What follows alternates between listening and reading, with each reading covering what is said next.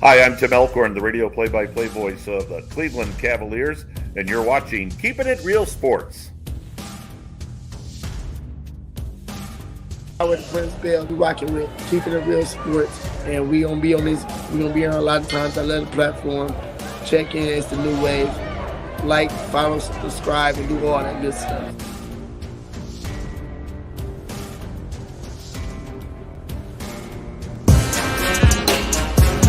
Come on. I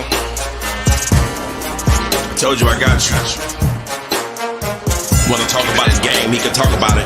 Tennis, match, golf, he can talk about it. Don't matter what it is, he can talk about it. Any sport dude, he know about it. Say if your boy bum, don't doubt it. If he tell you that it is what it is. The real sports guy in the Sandman. Talk show game in the bag, man.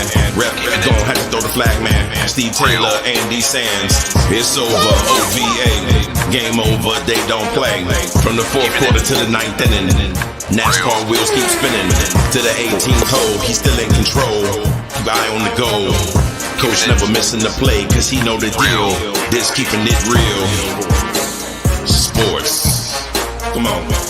Keeping it real. Yeah. Let's go. Oh, let's go indeed. Another edition of Keeping It Real Sports, the podcast. I am your boy, the Real Sports Guy. Make sure you, by all means, like. Make sure you, by all means, subscribe. And please, people, share the content because we have so much content for you. Again, I am your boy, the Real Sports Guy, Steve Taylor. He is the Sandman, Andy Sanzada. And Sandman, hey, look, NBA Finals. Kicking. Yep. Stanley Cup heating up. So Yes. we had to go get our boy Jeff Combs. We got Jeff to help us break down the Stanley Cup. And because I got this kind of coach beat going on here, I'm gonna tell you why the Nuggets pick and roll game is so good. And then I'm gonna tell you what the Heat can do if they want to combat that, man. How you doing, bro? I'm doing great, Steve. It's a beautiful Saturday outside. It's a little hard to breathe because of all this air quality stuff. But other Man, than that, I really thought that was not real until this week. I'm like, why am I having such a hard time breathing? you of all people have thought that was not Right. real. That's Yeah, okay. Yeah, I can't breathe, and now I know why. Yeah, now you know why, exactly. But no, Yeah. other than that, I'm excited to have Jeff, obviously, coming in later in the show. But we've got a great show today. I think this could be one of our best. So let's get right into it with Hot Off the Press.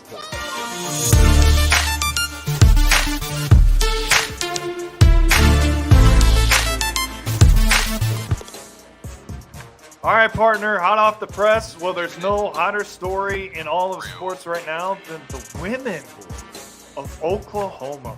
How about this? A 53-game winning streak. They finished the season 61-1, and they win their third straight national championship with a dominant performance over Florida State here at the end of the week. Yeah, they really were, man. But the thing is, man, we talking about 7 championships since 2000, man. All these ladies do is hang chips. And the way that they beat you is so impressive. Last year it was more so the long ball. This year you got a little bit of the long ball, but you also have the entirety of the pitching staff. You have also the defense. Man, these girls can beat you so many different ways, man. I love the way that these girls play, man, and my hat is off to them. Jordy Ball was extremely impressive, well-deserved, most outstanding player. They couldn't hit her. She was just unhittable, without question. All right, speaking of hitting.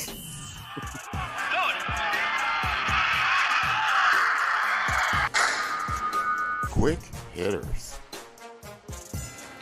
Our quick hitters have a theme today. Do you realize that? I'm sure. Yeah, it's called Hit the Ball, one way or the other, okay? Right. Let's start with the biggest story other than Oklahoma this week, and that was the announcement that the PGA Tour and the DP World Tour are going to merge with Live Golf. Not happy about this one, partner. Definitely I'm not trying happy to about tell it. you, I told you last summer. I stood on my soapbox and told you this was coming. Andy, if the granddaddy of them all, and I'm talking about National Football League, had to merge with the American Football League, the NBA had to merge with the ABA. Let's go hockey, because even hockey had to bring on people that they didn't want to. Man, the handwriting was on the wall. I just had to say it, man, and I told it. I saw it first. Tell you something else, man, that we probably should see first, man, is the French Open, man. Man, look, this woman is going down right now as one of the greats, man, the GOAT. But speaking of GOATs, Novak Djokovic, man. I thought it was Asa 9, Asa 10, Asa 11. For them to seed him fourth in this tournament over Carlos Alcaraz. And what did he do to Alcaraz yesterday? He only just pummeled him. Man, 6-1, 6-1 in the last 2 sets. I love Novak Djokovic, the Joker. Yeah, he, without question, is the greatest of all time. It's not a debate. It's over. The debate's over. All he does is win. And I think he's going to dominate the final without question. Yeah, all right, what else you got, partner? We got, man, tonight we've got, man, Josh Taylor against Teofimo Lopez. You know, I love my between the gloves. Well, I got a double header tonight because I'll be having one TV on that, and the other one will be on the women's goal. It'll be Amanda Nunes against Irene Aldana. Hey, Charles Oliveira against Darush in would normally be a main card, a main event. Man, I got 2 for 1 tonight. I would definitely be watching. And you got the Stanley Cup final. Man, that's why I got so many TVs. Hey, we had to give your boy some love this week too, right? You better. Man, what? Debut. What? How about this? His first home run, 458 feet. You know, just a chip shot. Yeah. No, see, what it looked like was, it looked like to me, it was a combination of Eric the Red and Deion Sanders. Yeah, you know, that's a great this dude comparison. can do it all. And Kenny G, we coming after your sorry Pirates. Coming, knocking, coming. Hey, let's do some Oh By The Way. Yeah. And that was an oh by the way. That was a real oh by the way for Kenny G. Just for him, you know. Oh by the way. Let's do it. Oh by the way.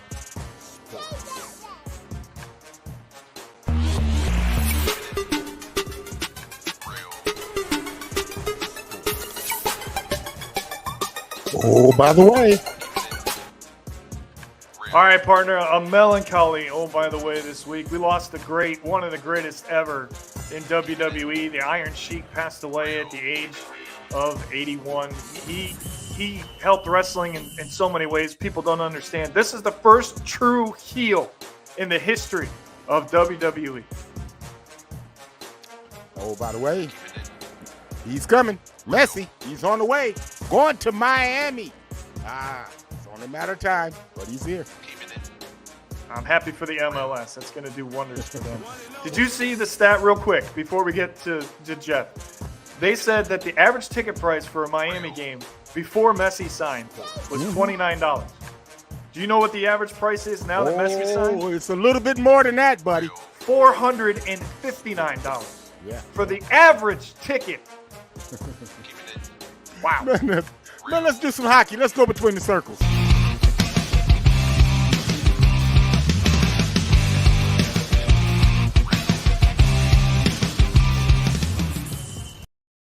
All right, well, last week we had Coach Varga on. This week we had to go a little bit deeper, right? We had to get somebody else to come in and help us out here. And who better to do that than our good friend, Jeff Kuntz. So let's bring him on in. What's up, guys? Good morning, sir. Hey, as you guys know, I live in Cincinnati, and I can confirm the entire town is buzzing about De La Cruz. Everybody's excited to talk about him, but even if you are a baseball fan, a football fan, or a basketball fan, everybody agrees that watching hockey playoffs is the greatest thing there is to do in sports.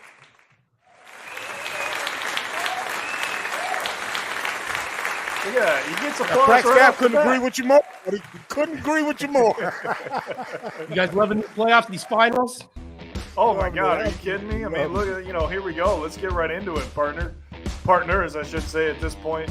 But thankfully, before we get into all the stats and all the overlays and all the graphics, thankfully, Florida won Game 3, so we actually have a series to talk about. Yeah. Because it was looking very abysmal late in that game. Vegas, and I was so afraid that we would be talking 3-0 today. But Vegas we're not. Was 2 minutes away from going up 3-0. Yeah, exactly. And here's why. Let's look at some of the comparisons of this series so far. And Jeff, obviously the thing that has to jump out to you the most has to be the special teams. Yeah, I mean, 6 out of 15 on the power play and a perfect penalty kill. You are going to win the series if those numbers keep up.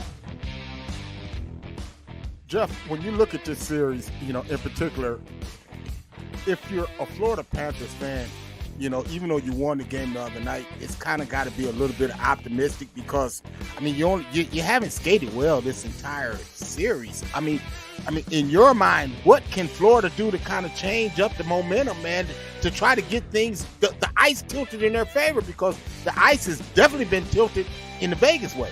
It's all one guy, Sergei Bobrovsky, and we will talk about him a little bit later, I'm sure, but he has not been that great in these finals. He is the guy who got them to the finals, but in the third period of Game 2, he let in 2 goals. In the third period of Game 1, he let in 2 goals. Game 2 was pretty much a disaster for Bobrovsky and the Panthers in a 7-2 loss. But if Bobrovsky is better, they can win this series. Don't forget that he did not start the playoffs. Alex Leon started the playoffs, and when Boston was 1 win away from eliminating the Panthers, Bobrovsky kicked down the coach's door and said, "I'm your guy. That's my net. You pay me $10 million. You put me in, and I will win this series, and we will win the Stanley Cup." And he's pretty close to delivering on that promise. Well, let's look at each game individually now. Let's break it down, partner. So we got Game 1. We had a 5-2 win. 44 combined penalty minutes. Florida tried this strategy, Jeff, and it backfired. The first 2 periods of this game were probably the best 2 periods of playoff hockey that I've seen this year. But like I said, in the third period, the wheels fell off the bus a little bit. Vegas got 2 goals and an empty netter to win this one 5-2. And then Game 2, it just continued. This one, it was even worse. 12 combined game misconducts, but that was because this guy frustrated the living hell out of Florida. He's been red hot, 11 goals in his last 10 games, 23 points overall throughout the playoffs. Right now, is this your Conn Smythe winner? Actually, I would probably say no. Matthew Tkachuk is, and in this, he got the Tkachuk hat trick, which is 1 goal and 2 misconducts in the same game. Well put.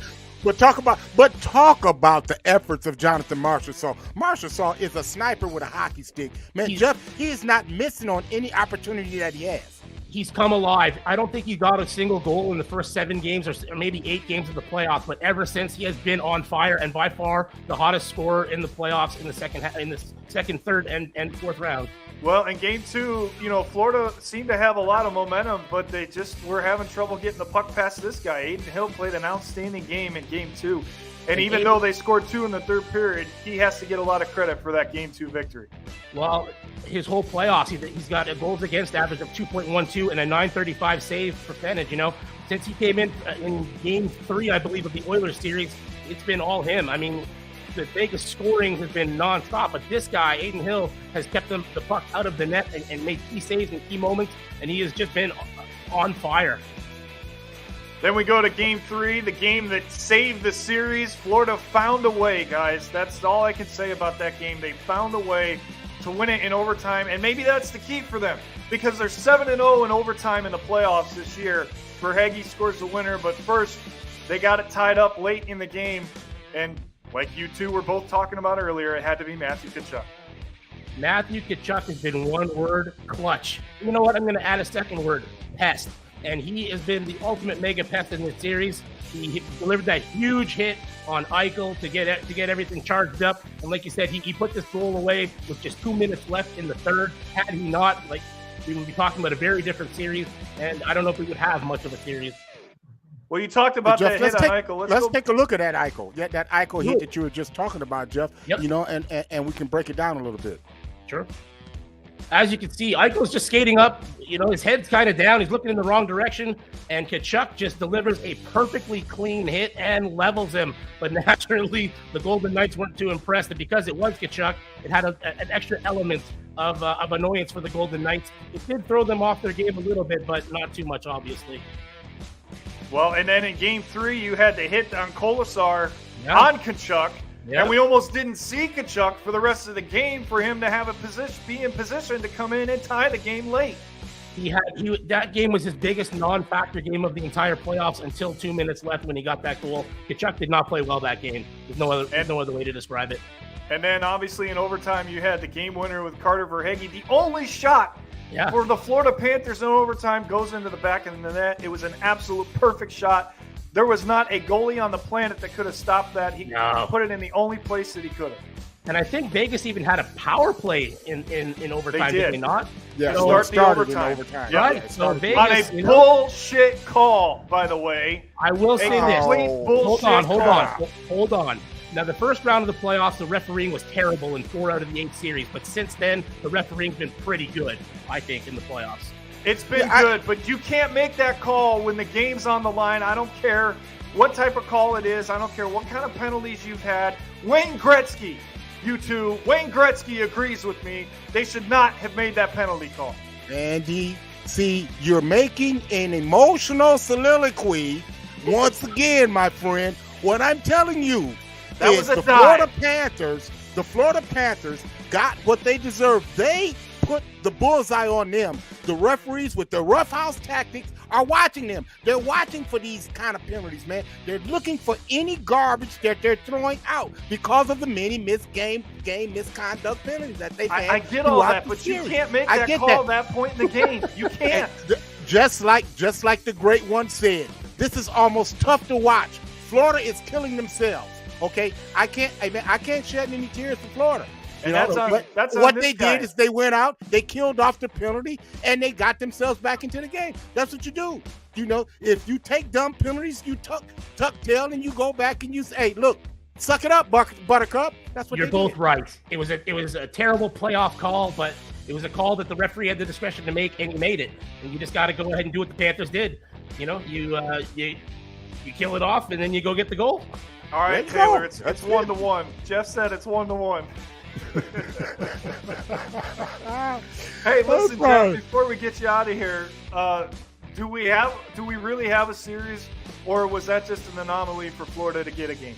Well, last time I was on your show, I said that the Boston Bruins would lose in the first round. I made that bold call, and you guys erupted. I'm going to make it. I did get their opponent wrong, but I did say the Bruins would lose in round 1, and they did to these Florida Panthers. And I will make another bold prediction here today. The winner of Game 4, even if it is the Panthers, will win the Stanley Cup.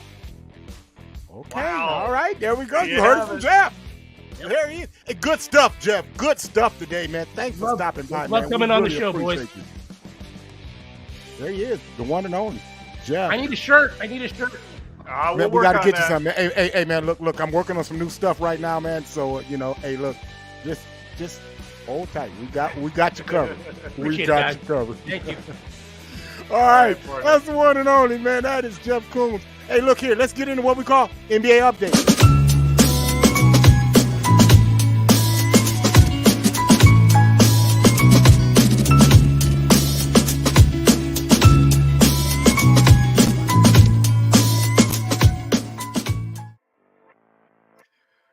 NBA Finals. Boy, this has been a one-sided series for the most part, has it not, Steve? Well, yeah, it has. I mean, I guess Denver is a lot better than some people actually thought they were, Andy. Mm-hmm. Yeah, there's no question about that. I mean, the difference to me is Jamal Murray. I mean, they're just a different team when he's healthy. Well, the whole thing is, and what we're going to do is we're going to go back and we're going to, just kind of recap what we've seen so far, and then kind of what we can expect to see. We'll go in and we'll highlight exactly what's been working for Denver and why they're so lethal, and what Miami Heat can do to kind of combat that. So let's go back, man. Before we go ahead, let's go back to Game 1 of this thing, man. The NBA Finals. Hey, look here. It was kind of what we thought. Nuggets come out and they took home court advantage, man. It's tough to play in that altitude, man. It takes a couple of days. We saw that before Butler can get going. But the one tone that I saw in game one, Andy, was how Murray could get his shot whenever he wanted to off the guards. And the thing that I was looking for more so than anything was what kind of adjustments were going to be made between game one and game two. And you called for it last week. We both said, can I get a little love? And game two, that's exactly what we got. Give me your thoughts on Kevin Love.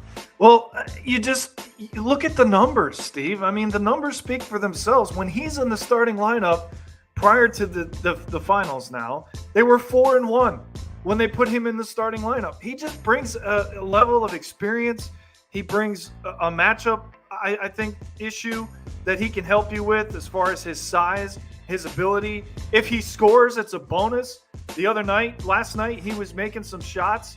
You know, I like you were saying, and we were talking about earlier, bad decision to take him out. I thought he should have played more again last night.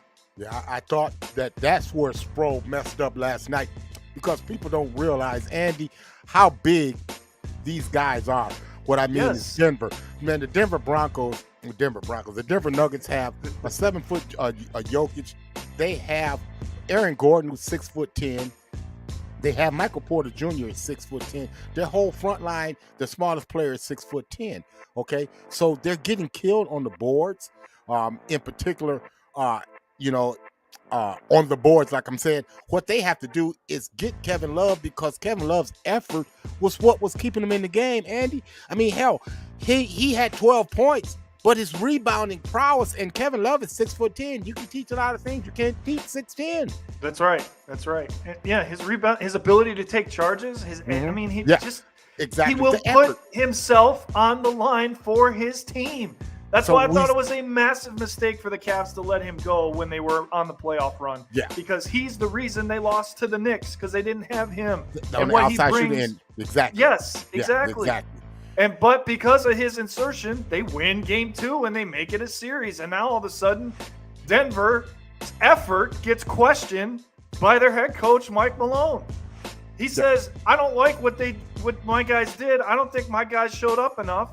And whatever he said worked, Steve, because boy, did they respond in game three. Well, they definitely did. But here was the thing that I thought was dumb, was how the conventional wisdom was the way that the Miami Heat allowed Jokic to score, but take away everybody else. I mean, that's like asinine, 10, 11, and Sproul said that.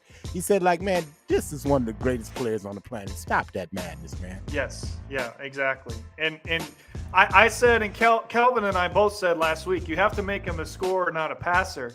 But that's within reason. You can't let him go into the 40s and still think you got a chance. I mean, they got away with one on that game for sure. So this dude is putting up, man, numbers, man. He goes into game three, he puts up another triple-double. Man, look at the historic pace and the players that he's on the board being mentioned with, okay? Just take a look at the players he's being mentioned with. Are you serious? I mean, it's unprecedented without question. And, you know, it just blows my mind, partner, that he was the 41st pick in the draft. The same year, Aaron Gordon was the 4th overall pick in that draft. I mean, think about that. So, so between he and his buddy, who has come back from injury, the return of Jamal Murray, man, these dudes are putting up, man, historic numbers, man. Look at these numbers that they're putting up, Andy. Yeah, I mean, they both put up triple-doubles. In the history of the NBA, not just the finals, Steve, the history of the league, to have 30-point triple-doubles in the same game. I mean, that right there, I know a lot of people wanted more of a series per se, but Steve, as a basketball fan, you have to be excited to see what these guys are doing right now and understand the historic value of what you're getting in this final. Yeah. So what it made me do was look in to what's made them so successful, Andy. The pick and roll. And we hear about this constantly from all of the NBA guys, man, the analysts, how good the pick and roll is by Denver. So I went in and broke this thing down to take a look at really how this thing works. So let's take a look at what I came up with. Here is why Denver is so hard to defend, because the action starts this time with Murray. Now he's waiting for the action to clear over the top. Jokic sets the initial screen. Now, here's where it gets tricky, because Bam is in a jigsaw puzzle. He don't know whether to go with the ball or whether to stay with his man. He goes with the ball. Immediately, Jokic cuts to the basket. Now he has Bam on his back. Murray makes the right read. It's an and one possibility. This is what makes Denver so difficult to handle. Exactly, Steve. And the other decision, Miami has to make is, do you switch to pick and roll? And that's been a decision that they haven't made correctly, which is why it's been so effective for Denver. Well, the thing is, man, when you switch it, you're damned if you do, because see, man, what they do is they involve Jokic in that in that pick and roll. So now, if you switch it, you've got a small on Jokic. Okay, exactly. So now you're at a disadvantage. But the thing is, Murray and Jokic makes the right read to each other consistently. Okay, so if you're a Miami Heat fan, you say, okay, Steve, that's all fine and good, but what in the hell can we do to combat that? Well, here's what you do. The best way the Miami Heat can defend the pick and roll is by employing the 2-3 zone, and that's walling off the back wall and forcing the ball into the middle of the floor where they have a wall to help out, leading to a rebound and fast break opportunity.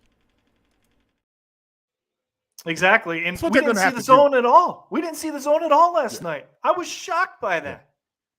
Yeah. That's what they're going to have to do more of, Andy, if they want to get back into this. And then how about this? Let's just shoot the damn basketball. Yeah. Shoot the damn basketball. That, Vincent, Strus, Robinson, these guys have all gone cold, and it's at the wrong time, Steve. Jimmy Butler, here's the final from last night. Again, they go in, they don't steal. They took both those games from Miami without question. And it wasn't even Jokic last night. It was this guy. Aaron Gordon had 27 points, and then you had Bruce Brown with 21 off the bench. So obviously the difference in the series has been the bench play. Without question, it's been Denver's bench that has been the difference, in addition to the successes that Jokic and Murray have had throughout the series. Yeah, man, it's been a double-edged sword, man. It's always been something. Miami's going to have to D up, man. You can't let the JVs come out. And Bruce Brown and Aaron Gordon. Aaron Gordon went Christian Brown in game 3. He had 15. Yeah, man. Come on, man. He had a dunk fest by himself. You have to shut that thing down, man. If you're Miami. So I ask you, does Miami have anything left in the tank? Every time I doubt Jimmy Butler, he makes me pay for it, right? But Steve, the only reason I'm going to say no is the altitude. I'm telling you, they really struggle with that, and that's what gives Denver such an advantage at home. I think Denver wants to close this out. They don't want to give Miami any life. Will they do it? I don't know. But the only way Miami will go back to Miami is they have to play better defense. They have to get contribution from the bench, right? That hasn't happened at all this series. And they can't let guys like Gordon or Porter or Brown or anybody off that bench. Jeff Green, let's throw his name in there as well. You can't let those guys go off. If that happens, I think one of two things is going to happen, Steve. And I know this might sound obvious, but I'm going to say it anyways. Miami's either they're going to show a lot of fight early or they're going to lose by 30. Miami's going to fight, man. Miami's got one of those shots, man, one of those nights where they shoot the ball crazy. I thought last night would be it. Apparently that definitely wasn't it. Man, the altitude is going to bother them because they've been in South Beach too. So, okay, and the only game that they've won has been in altitude. And if we remember, Kelvin Ramsey said last week, something about that altitude worked for me. I don't know about them, but it worked for me because I dropped 35 every time I went there. So I'm expecting somebody to step up. Somebody, Max Strus, Gabe Vincent, Caleb Caleb Martin at least made a showing. At least he made a showing last night. He got off the milk carton, for crying out loud. You know, somebody's gonna have to shoot the basketball for the Miami Heat to stand up. But I'm telling you, they're gonna stand up one last time, and then it'll be done. All right, one other thing I want to add real quick. The difference in the game last night, in addition to Miami not playing the zone, was Denver was able to keep the lead when Jokic got in foul trouble and went to the bench. That was the difference in the game. Well, the JVs is what we were talking about. The JVs did it. Yep. The JVs took them over the top. Yep. So there you go, man. You know, we've got this one in, but before we get out of here, we got one last thing. And it's the last of the Triple Crown races today, the Belmont Stakes. There were some talks that they may have to cancel it because of the air quality. I've been looking all morning, Steve. I have not seen a cancellation. So as far as we know, it's going to take place later on this evening. But the reason I have this graphic up is Fox. Fox is going to have coverage of this. I'm interested to see the difference in their coverage to NBC's coverage because all the races are normally on NBC. But Fox has the 155th Belmont Stakes later today. Well, there it is, man. Another one in the books. 88 of these things, man, in the books, man. It's been fun, but we got to run. So until next time, we wish you love and peace. Chuck them deuces.